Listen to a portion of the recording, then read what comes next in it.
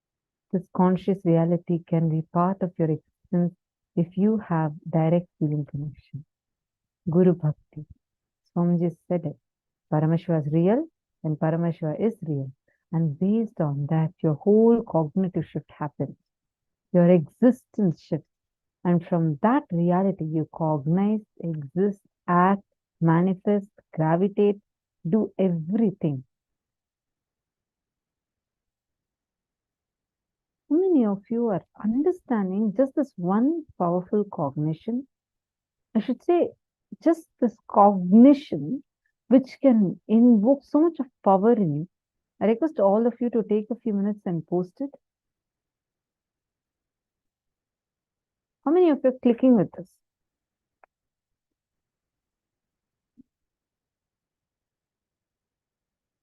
When Swamiji is saying that just having that feeling connection is enough, you'll be able to manifest that as your very experience. How many of you have had such a experience in your life, like where, okay, Swamiji just said this, and then it really, the moment you just listen to it, and from that feeling connection that, yes, Swamiji said it, so from that, I am operating now. And you see, really, you're showered with so much of blessing just from that one cognition. I request all of you to type it and post it.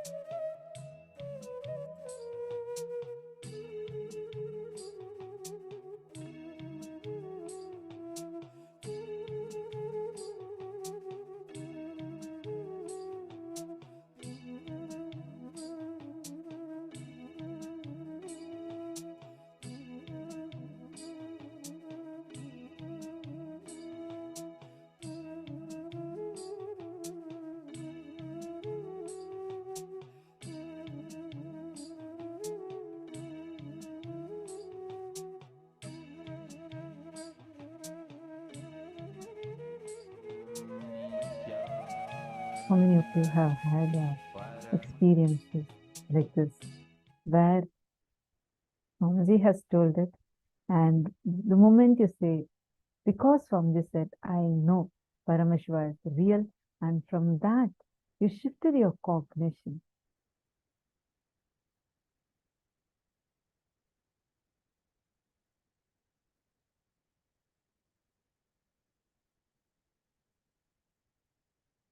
Okay, Ma Virupaksha has asked the question. He's saying, I don't understand. What is bhakti? And then Paramashiva is real. Why does it provoke a cognition shift? See, bhakti, feeling connection, is almost like an alchemy process. It is like a direct umbilical cord connection that you have, where anything that happens in Paramashiva, it just gets transmitted to you. It is directly transmitted to you. For example, how many patterns or powerlessness that has been there in you has just been melted just because of feeling connection with Swamiji. I'll give you an example. There is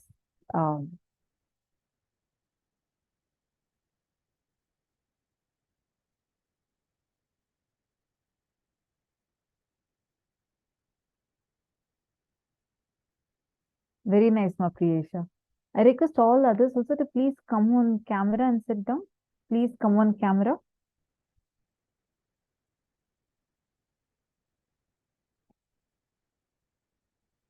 Nityanandam. Are all of you hearing me better now? Nityanandam. Are you able to hear me clearly now? Virupaksha. Okay. Bhakti, revelation is so powerful.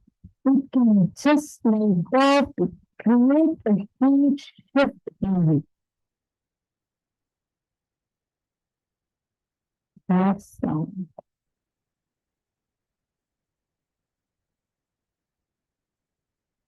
Nityanandam.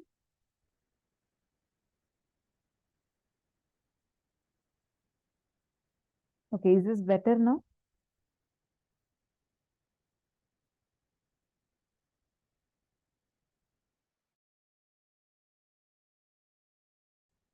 Understand,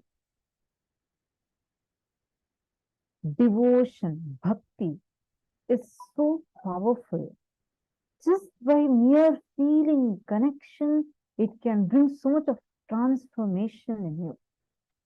There was a shepherd who was, tendering the cattle and making the cattle graze. And he had one thing, a deep feeling connection with Raghavendra. Raghavendra was a great, Sri Raghavendra Acharya was a great enlightened master. So this poor shepherd, he had a very strong connection, a feeling connection.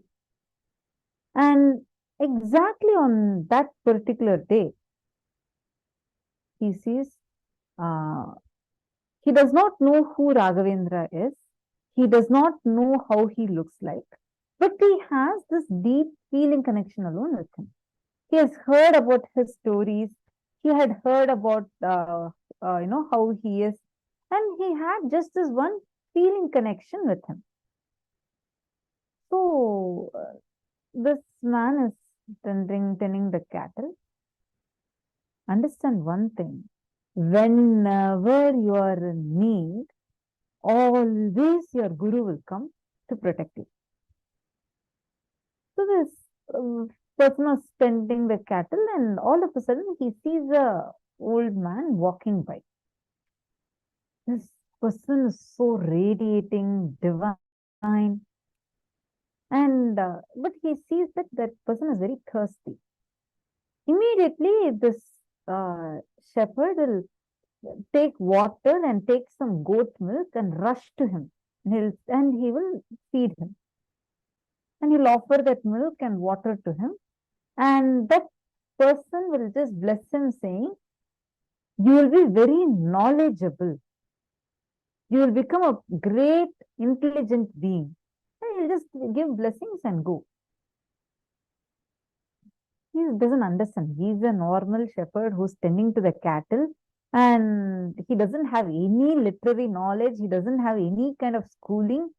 He's wondering, why is the sadhu blessing me like this and going? All right. And he continues to tend the cattle.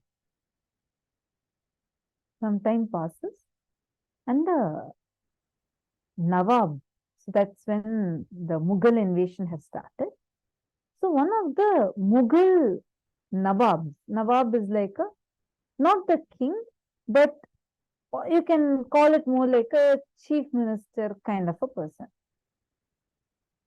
So that guy is going near this shepherd, like he's riding on his horse along with his assistant.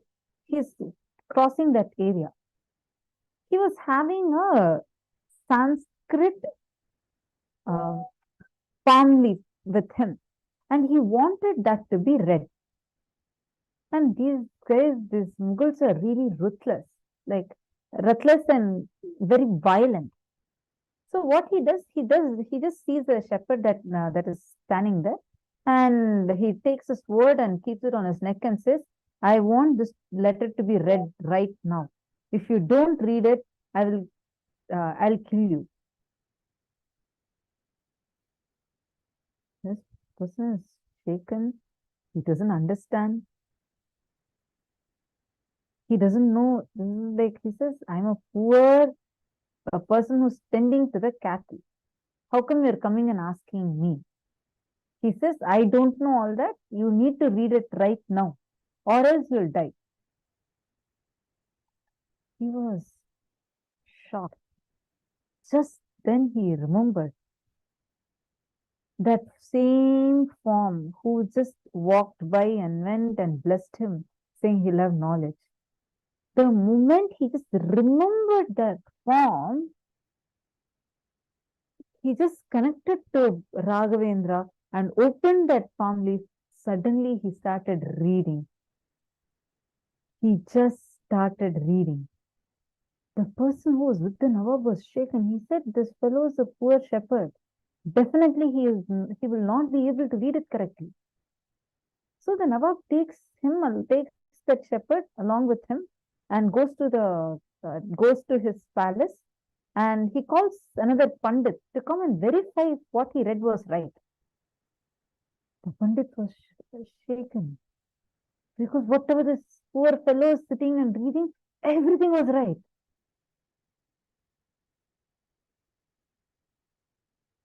See, then nobody is able to understand. This shepherd was filled with tears of gratitude. He said, "Now I know the one who came is none other than my Guru himself. He had just come at the right time, blessed me, initiated me, and the moment there was a survival need for me, he himself manifested through me." Understand this. Whenever you are in need, when you have the deep feeling connection, he himself will manifest for you, change your entire reality, miraculously shower you with things that you never ever imagined can be yours. That is the power, strength of Guru Bhakti. Whenever, any time,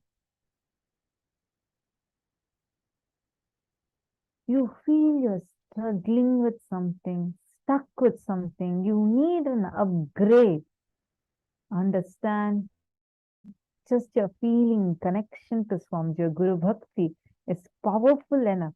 It can cause tons of miracles to you, things that you can never even imagine.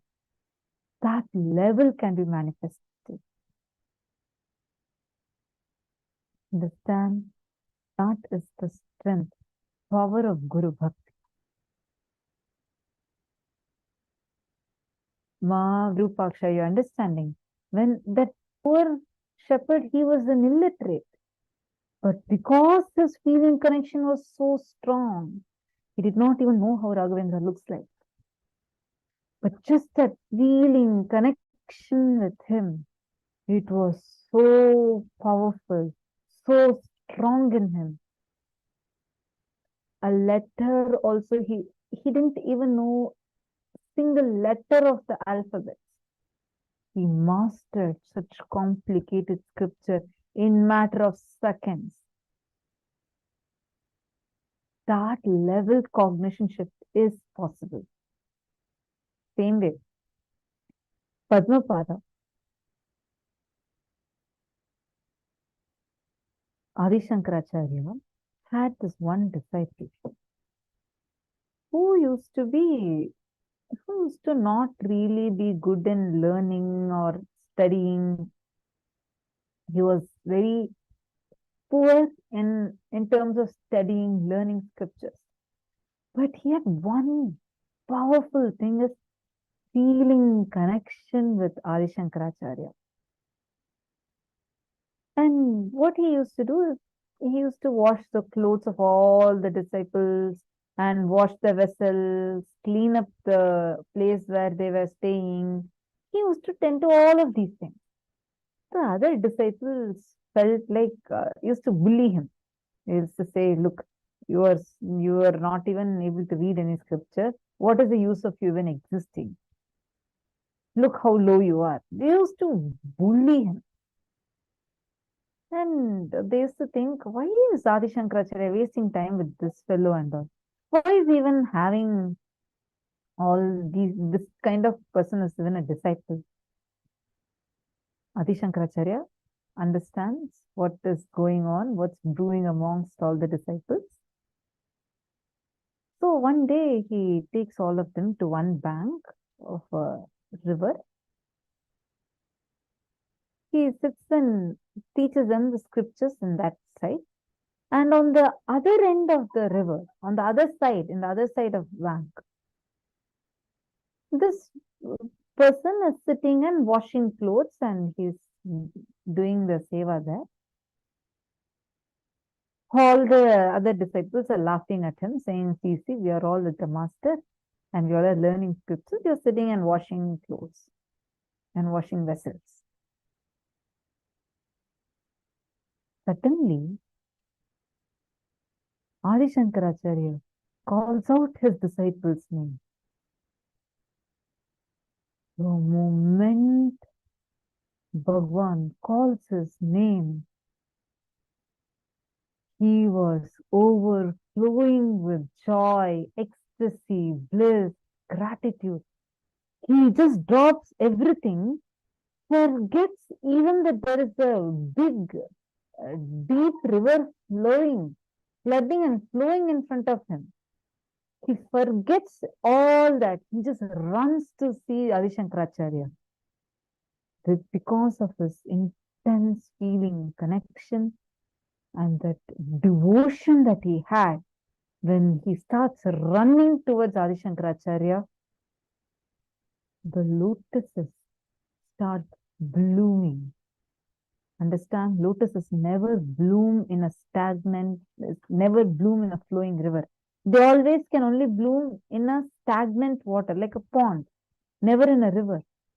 But when he was overflowing with Guru Bhakti and rushing to meet with the master, Ganga immediately blooms lotuses to hold his feet and he gets enlightened.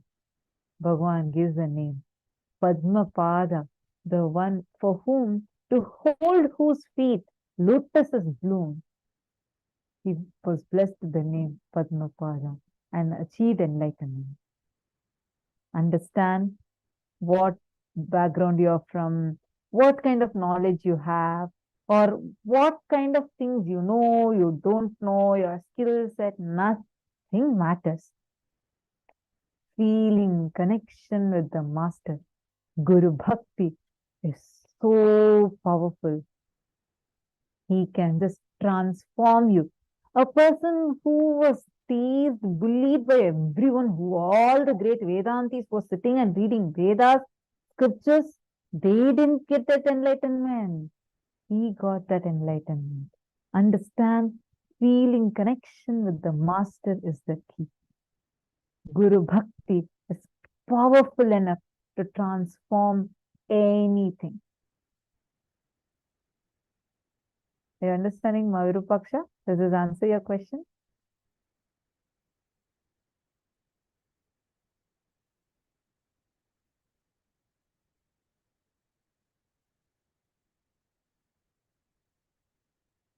I request all of you, take a few minutes, and I request every one of you to contemplate on this one thing and post what exactly you have understood. Just contemplate on this one thing. Guru Bhakti. What did you understand? And just look even in your life. How many times, whenever you used Guru Bhakti as your power, how you just manifested some really amazing miracles in your life. Take a few minutes and post it, share it with us.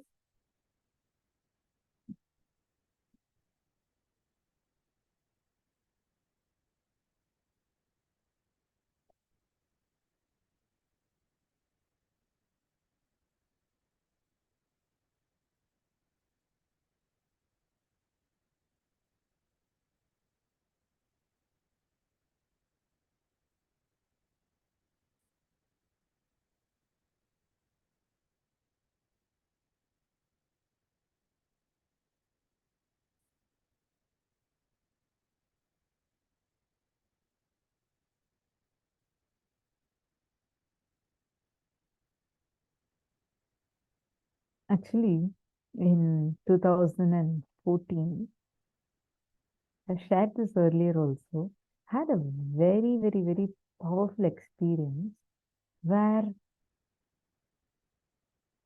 just connecting with Swamiji and taking the decision because Swamiji has told this will happen. I had a huge breakthrough, which was in 2014, we had this Cambodia. I shared this many times, but still, like, see, it's been almost 10 years. Till now, I feel like that's happening to me right now. It's so powerful. And in 2014, Swamiji had announced program in Cambodia. And in Cambodia, the Shivoham program, I was in Gurukul at that time, and I was like, all right, like so many programs keep happening. I did not really have any intention to go and attend the program or anything like that. And at that time, we also, like in the Purashram house, I had a lot of, we had loan, about 60,000, 60 lakh loan, I think. A huge amount of loan was there. So, like, it was practically impossible for me. I didn't have a passport. I didn't have anything. Just 1 week before the program starting, I get this intention so strongly in me that I have to attend the program. It was like just a week before. And this is like Christmas time, right? Like usually it was a December program. So it's like Christmas time, and all the tickets are usually fully booked, especially for a country like Cambodia. It's like where you go for vacation and all. So I was like, I couldn't even understand why I'm getting such a strong, it was like a strong desire to go and be there. That day in Satsang, Swamiji said, anyone who just has intention, that is enough. I will manifest the money, time, everything I'll manifest. If you just have intention, and there used to be a form called as intention form. Swamiji said that you just fill that intention form, just have intention, that is enough. Just clicked with me. And first thing I tried talking and trying to get permission. No one agreed. They all were like, no, you can't attend. Have you gone crazy or what? How you will go and attend a program? You have so much of loan in the house. how you'll go and attend a program now? Why you want to go for an international tour now? I couldn't convince them first. I held my mala. That time there was no Mahavakya. But so I had this thing of like, I'll hold mala and pray to Swamiji. I'll always feel Swamiji will just listen and make it happen. So I was like holding my mala and prayed to Swamiji, saying, Swamiji, I really want to be there. You only have to somehow manifest it for me. And I called again, and within 10 minutes, then she agreed. She said, I'll say, okay, you have the intention, but I don't have money, I don't have anything to make sure that you're going or anything like that. That time I told, you just get whatever money is there in the house. She said, totally about 1.5 lakhs only I have. I said, whatever you have is okay. Just come and pay. She got and she came and she paid. After that, I was getting nice firing saying, we don't have any money in the house and you made me go and pay. I don't know. I can't handle all this. How now? What am I going to do next? Whatever 1.5 lakhs I had also, I came and paid. And now you are anyway, the program cost is this much. How are you going to do the rest? And why did you make me pay? Like, at that time again, I held my mala. I prayed to Swamiji. I was like, Swamiji, trusting you, I just prayed to you. I made her put whatever money we have. Now you only should do something. Suddenly, a call comes. My grandfather had passed away the previous year itself. A call comes. And we pick up the call. It was a bank person. And he's calling saying, just the previous year, it seems my grandfather had put exactly 5.5 lakhs. I think that was the cost of the program. Exactly 5.5 lakhs in my name and under that account. And they were trying to reach me. And now they found and they reached me. Which bank person is going to call you and say, hey, look, your bank money is there? And then I was like, God, this is a sure miracle. Swamiji has made it happen. But then she's like, no, I want to use this to repay my loans. I'm not going to give you. I already paid whatever 1.5 lakhs I have. I'm not going to give you. I'm like, God, no, Swamiji, you should only do something again. Again, I pray to Swamiji. I hold my mala. Again, I pray to Swamiji. And in a few minutes, one more call comes. Some lakhs that was supposed to be released from 3 different companies that was not at all like we weren't getting for some few years. All of a sudden, at that time, all the 3 of them released that money. So all the loans got cleared and I got money now to go to Cambodia. Okay, I got money. Next, I don't have passport. I was like, what to do? Swamiji, you told I just need to have intention. It was like a strong thing for me. Swamiji said, I have intention, that's enough. The rest, Swamiji has to do it. So then we go to the passport office. There's 4 days left for the program to start. We go to the passport office and I finish all the procedure, everything. And in India, if you had to go and get at that time, it used to take at least a month. So they said, it will take minimum a month to process your passport.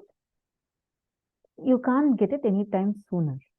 I was like, no, I need it. I was trying to ask them, should I pay some extra money? Will I get it? They started saying, no. It is 1 month. 1 month is the procedure. You can't change the procedure. Maximum, the earliest possible, even if you do Tatkal, etc., you can't get it faster than 2 weeks time. 1 to 2 weeks easily. I felt like God, after so much, after getting the money, everything, and I'm like about to go. Now what to do? Passport is not going to come. I was feeling very, very sad. I went back to the house and I was praying to Swamiji. This all happened around 6:30 in the evening. Next morning, 7 o'clock, the doorbell rings. I go and check. There's a courier person. They held an envelope to me. I open and see passport. What was supposed to take 1 month, I got it in less than a day. I couldn't believe it. I had the passport in my hand. I was literally crying. Then now the next thing, money came, passport came, ticket. All the tickets were full. Everywhere we couldn't get tickets. 2 days got spent, wasted in that. No way was working out. Tomorrow program is starting. I'm still staying in Bangalore. Tomorrow it is starting in Cambodia. This was my situation. Again, my 911 is Swamiji. Go hold the mala, pray to Swamiji. Swamiji, you said only I need to have intention. Please somehow make it happen. I need the ticket. Then I asked the person who was booking the ticket, I asked, tell me exactly which airlines you're looking at. I think it was Singapore Airlines or something. So he told me that it's Singapore Airlines. I just prayed to Swamiji. I said, I prayed for a few minutes and I said, okay, now refresh. When they refreshed, exactly 2 tickets. The 2 tickets I needed, 2 tickets came. And miraculously, I went to Cambodia, had a powerful breakthrough experiences, amazing breakthroughs, and I understood in every level, even to the smallest thing, actually multiple things happen. I'm just giving you a few of those experiences because we had like a lot of things going on where like multiple things happened. But the experience that Swamiji gave was just so amazing. I understood the moment you just connect and you just ask, Swamiji will make it happen for you.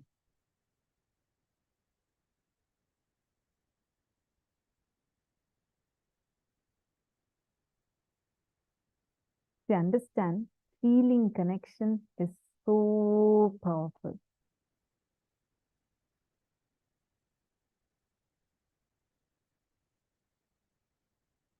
So now let us all enter into the power manifestation. This time we all are going to be entering now into the power manifestation session.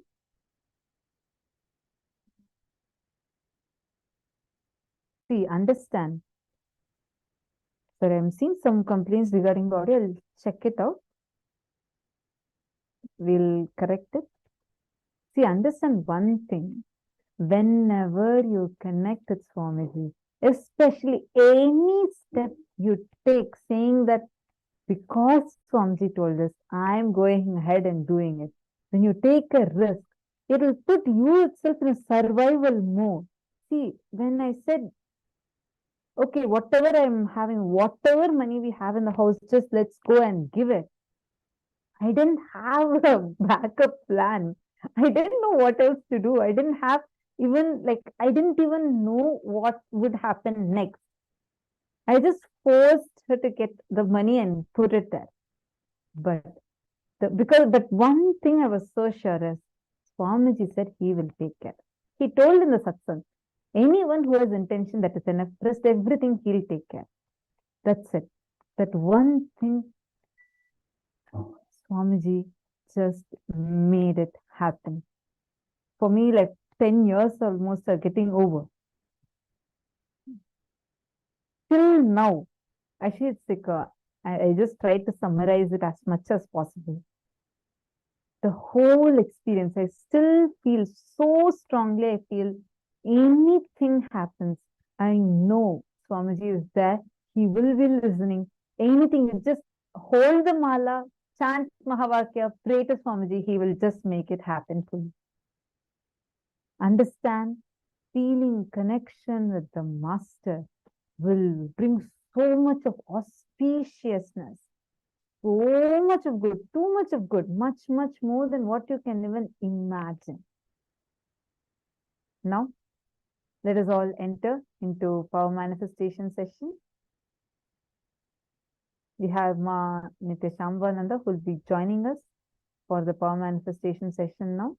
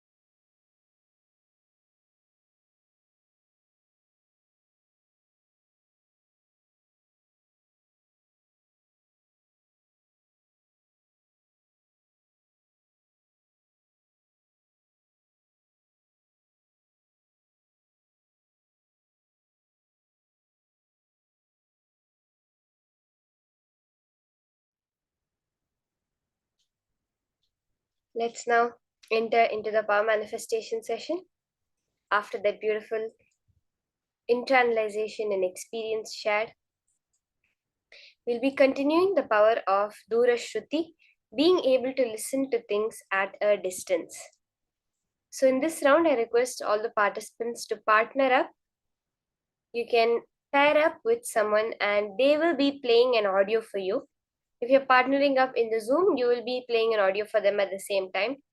And whatever you're able to hear through the power of Dura Shruti, you'll be sharing with your partner. Are we ready? Let's enter into this power manifestation. Let's take a few minutes and make partners with whom you'll be manifesting. Just connecting to Swamiji in that space of bhakti. Knowing that he is there and he'll be the one who will manifest it for you. Drop any idea of a separate identity and let him manifest.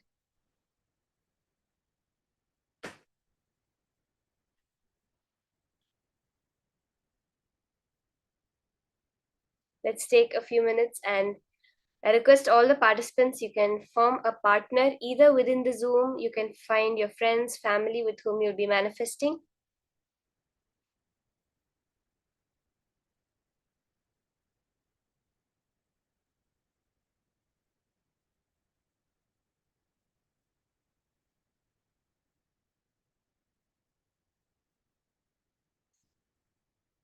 Okay, now that you've formed your partners, request your partner to play a certain music.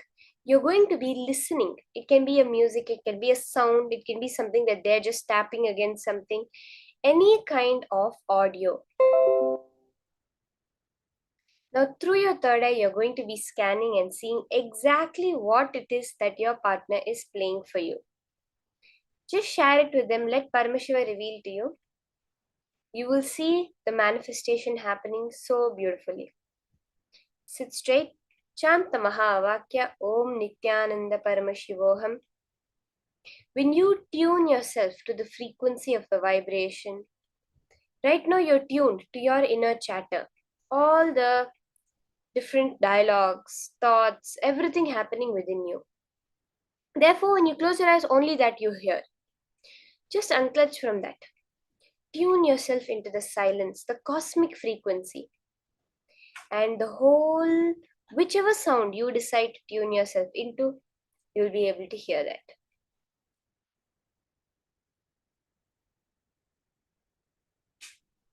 Let's start the power manifestation. Chant the Mahavakya. Tune yourself to that cosmic vibration and listen to the music that's happening at a distance.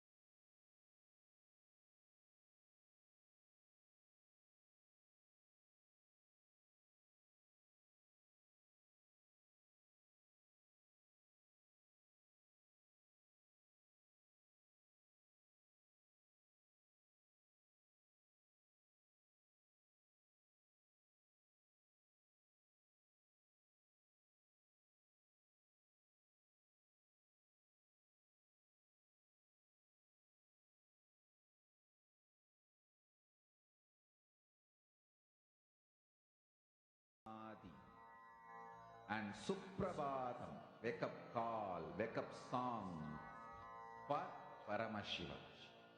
For Paramashiva to manifest. With this one spiritual powerful cognition, chant this Mahamahagya. Om Nithyananda Paramashivoham. Om Nithyananda. Please connect to your partner. Listen to whatever audio they are playing. Sit straight and just connect to Swamiji, unclutch, and let him flow through you. Paramashivoham. Om Nithyananda Paramashivoham. Om Nithyananda Paramashivoham. Om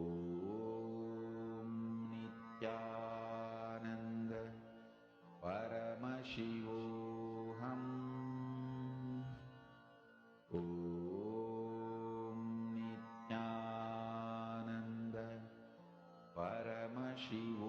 Om Nithyananda Paramashivoham. Om Nithyananda Paramashivoham.